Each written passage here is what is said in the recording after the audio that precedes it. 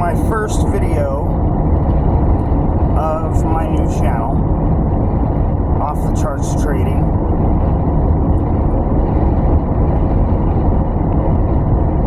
This video is a little bit of a back history of what I want the channel to be, who I am, where I came from financially. So, starting out, let's start last year. No, not last year. Let's start a month ago. So, I was homeless. I was an Uber driver, and because of depression, really bad depression, brought on by divorce, not being able to live with my son, being forcefully removed from my son's home, he's my only child, being a great dad was and is the most important thing to me in my life. I wanted to break the cycle, this 3-generation cycle of men from my family who grew up with really shitty dads. And so that's what I'm doing. I tell my son I love him every day. My father, still to this day, has never told me he loves me. And I might go into my parents later on in another video. Anyways, I was a full-time Uber driver, and my car got repossessed because I wasn't working enough. That was about 6 months after I lost my apartment, because again, depression, I wasn't working enough. So then I lost, my apartment, and then about 6 months later, depression really didn't lift, and I lost my car. I was sitting in a gas station because I was sleeping in my car, and I had woken up. It was the morning. And just future hint, if you're trying to avoid the repo man and you're living in your car, sleeping in your car, avoid gas stations, especially ones that are main gas stations on the corner of popular thoroughfares and streets and highway exits, because that's one of the main spots they go to when they know that your vehicle is not at the listed address and you're more than likely running from the repossession. Anyways, hope that helps somebody. It was the morning time, and I was eating, and I looked up in my rear view. It's just kind of one of those weird things, like when you feel somebody looking at you, like there's no touch, there is no actual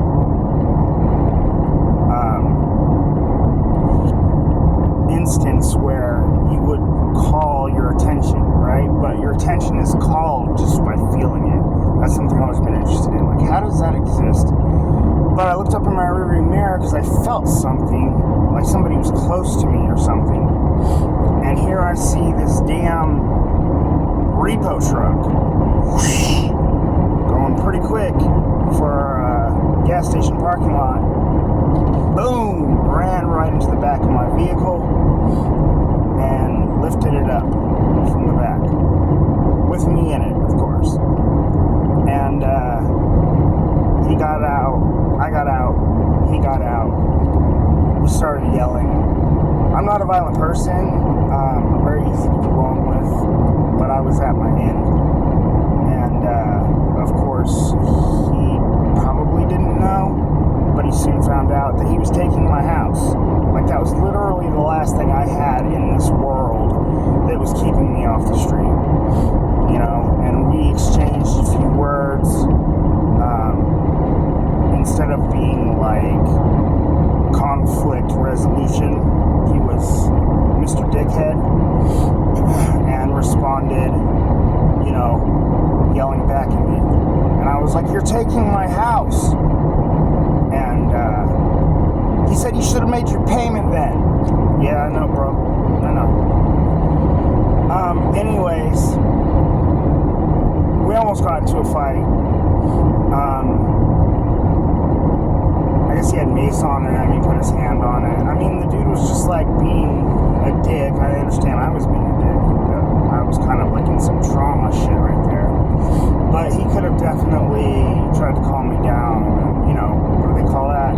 Conflict resolution or avoidance. Especially if you're a repo guy, like, that's part of your job. You know, you're going to encounter stressful people who are getting in their vehicle repossessed. Anyways, he wasn't one of those type of guys. And, I don't know, he went for his mace, like his hand on. He was like, I'm gonna, what did he say? I guess he does jujitsu or something. He was like, I'm gonna take you down and choke you out. I've been in martial arts since I was 6 years old. You know what I mean? I was like, I'm right here. Of course, he didn't know. You know, he just thought I was some fucking guy he could just take down and choke out. So I started getting my stuff. I was teaching martial arts at the time after school to kids, and I opened my trunk and took out my uniform, and there was a black belt, and him and the other guy just like started taking steps back. And then, I mean, I got out what I could, but it wasn't much, and I didn't get my wallet. So when he took my car, he also took my ID and my social security card and my bank cards. And I took the stuff I had, walked across the street. There was a Walmart and a Waffle House. And there was like a Walmart basket. I put all my stuff in the basket. And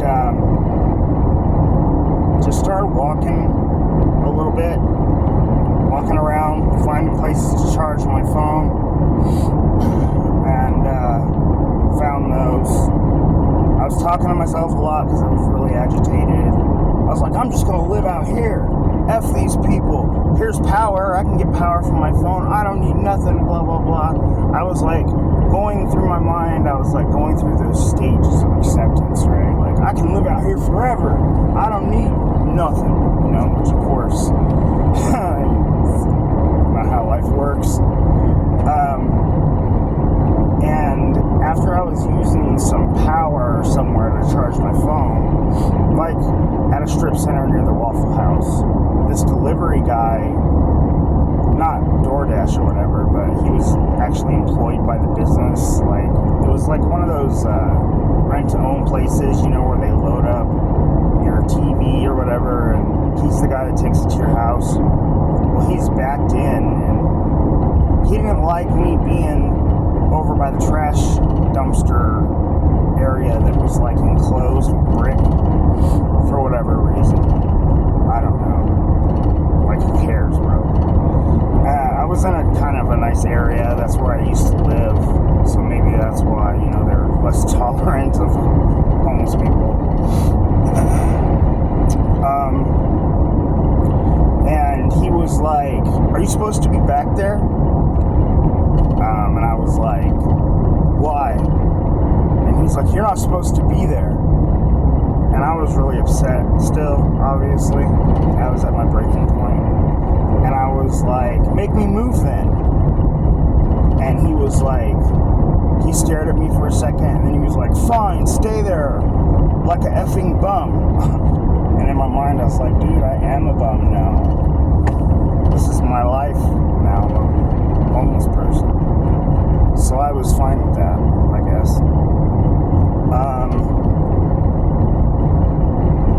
I found somewhere to sleep up on a hill behind Walmart.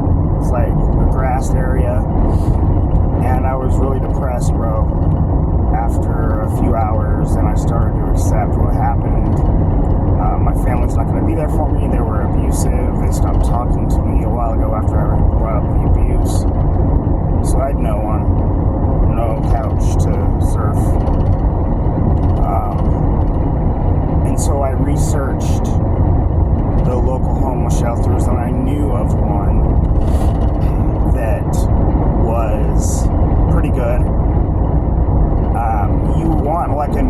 medium-sized city. The big city ones are full of people, probably don't have any spots. Smaller cities probably don't have a homeless shelter. So I found a medium-sized one, and I went there. And that's where I stayed for 6 weeks. And I gave myself 6 weeks to find a job and get out of there. One of the resources I had used before was a room and board job. Like in my 20s, I went to Alaska and worked in the fishery business, not on like Deadliest Catch or anything, but at a cannery on land. Room and board, right? Type job. So I started applying to those, a bunch of those, from coolworks.com. That's a good resource if you need to do something like this. And I got hired for a driving job, which I love. I've been here for a couple weeks, and basically I asked the homeless shelter, after I applied for the job, I did an interview. They gave me a start date. I was in Dallas, Fort Worth, Texas, and I needed to go right on the border of Texas and Mexico by the Rio Grande River. And the Greyhound was $120. And I asked the shelter if they would pay for it, and they did. If you got somewhere to go, they'll help you out and pay for your bus or whatever, because that's one less person on the books for them. And also they're helping you, obviously. Homeless shelters should do that. I was happy and glad for mine. I'll do a video on the whole homeless shelter experience. Tips, what it's like, everything like that. Later. So I took the dog, the Greyhound, a day and a half, and Texas is a big state. You can drive 12 hours and still be in Texas. A day and a half later with Greyhound, I showed up, and they had somebody. Normally this is not usually the case in my experience. They had somebody pick me up from the nearest, I wouldn't call it major town, it was a town where the Greyhound dropped me off, and it was very remote even then. And then my location was like an hour and a half, still more remote. Just to give you an idea of how remote, the nearest Walmart is like 300 miles away. There are no radio stations. The nearest radio station is again like 300 miles away. This town has very few things. They have like one gas station, one Dollar General, which just opened. They just opened a couple months ago. They have a very small grocery store. There's no library. The school is like K through 12, that type of stuff, really remote stuff. Like, I don't even know if 400 people live in this entire area. And it's so remote with so much vast land that it just goes as far as the eye can see forever. It's the largest county in Texas, and I think it might be the largest or second to the largest county in the United States. I showed up here, and room and board job is a safety net. If you don't have family to jump to, if you don't have any kind of help coming from anywhere, a girlfriend, your friends, you can go to a room and board job. And my rent is like $4 a day. I live in a house. I have my own room. That's usually not the case. I share a bathroom with only one other person. I have a full-time job. I make about $17.75 an hour. It's a driving job, which I'm doing right now, and videoing is fine. I'm obviously not touching it or whatever. And some of the things about it being so remote, like for instance, there's 2 housing areas for the employees. I want to say there's probably like maybe 20 people here working total. It's in a national park, Big Bend National Park in Texas, Interlingua. But in order for me to get like groceries or whatever, it's a 45-minute ride just into town, right? Not like the town with the Walmart, just the town with the gas station. I'm a shuttle driver. There's 2 housing areas, and I work nights, so I drop people off. But say like I have a load of people, like 8 people, and they have to go to the 2 housing units. I'll go to the first one, and that's about a half hour from their work location. And if their destination is the second location, it's another 45 minutes one way. So, I mean, you're talking about an hour and a half one way to go to work and to come back. That's 3 hours a day. I make these drives. I love my job. I like it so much. Very chill, very relaxed. One of the reasons I love driving jobs is because, you know, the boss isn't like right next to you, micromanaging you. You get to do your own thing. Nobody's really keeping tabs on you, as long as you do your job and you show up when you're supposed to show up, and you get people where they need to go. So this is coming to the end of my first video. I was homeless for 6 weeks, and I got myself out of that situation by myself, which I'm proud of. And I'm now at my room and board job, and I've been here about 2 weeks, and I have almost like $1,000 saved up. The goal is to get enough money so I can put a down payment on a kind of nice car, you know, nice enough for Uber, and then go back and do Uber. Also get a martial arts teaching job, all those things, so I can start seeing my son on a regular basis again, obviously with the car. So this is, as I said in my first video, this channel is going to be about trading. I'm going to go from homeless to 6 figures with trading and some other things. I think this channel will eventually be about, obviously, trading, number one. It'll be probably about fitness, some things relating to fitness, like a section of the videos will be fitness. Another section of the videos might be mental health and what mental health hospitals are like. I've been to a few of those. So I just want to make it basically trading, making money,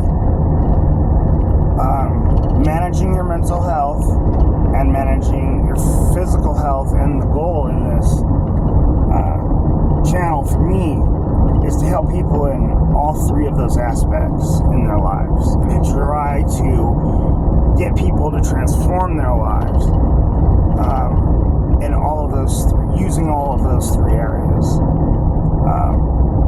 That would make me feel great, you know, that I can help people. Obviously, I'm also helping myself, and hopefully we can grow a community of people that are 6 figures wealthy, are happy mentally and physically fit, and we can crush life together.